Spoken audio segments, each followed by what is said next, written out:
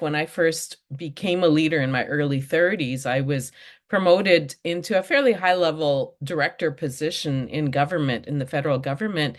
And things changed almost overnight. I remember this fairly dramatically that I had been surrounded by a fairly large group of friends that were peers. I'd worked in the organization quite a long time and then got promoted into leadership. And all of a sudden, I didn't have the same access to this peer group. There was no longer that peer relationship because they saw me as somebody who had moved out. I'd kind of abandoned their group in a sense to become a leader. And so I no longer got invited to the coffee get-togethers or lunches or those kinds of things. And it wasn't that they were doing it in a mean-spirited way. It was just I sensed that there was some assumption that they thought I'd now moved into a different peer group, that I was now having those relationships with a different level of people in the organization.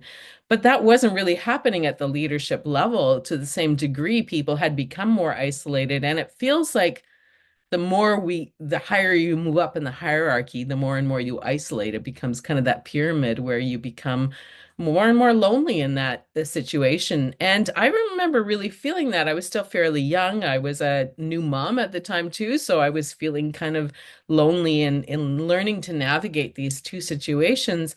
And yet there weren't really natural supports built into the system. I was expected, like I say, to have authority and confidence. And I, in some ways, feel like I kind of learned to dissociate a little bit from my feelings. In fact, I remember at a leadership meeting where we were all sitting around, we'd been together in this intense 2-day meeting to make these really tough decisions about some budget cuts we were making and having to lay off some of our staff because there were significant budget cuts happening.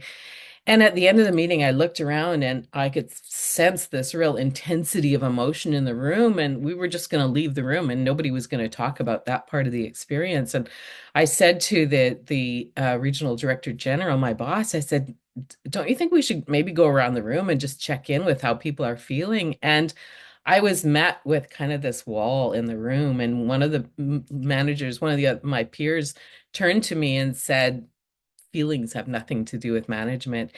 And I think he said it kind of sardonically, a bit of a sense of humor, but it shut everything down in the room. Nobody talked about how they were feeling. We all went out of that room, had to go back to our staff and communicate some really difficult messages about how some of them were losing their jobs, and nobody had equipped us for that emotionally. And that's pretty typical when you're in leadership, is that nobody's equipping you to deal with that situation.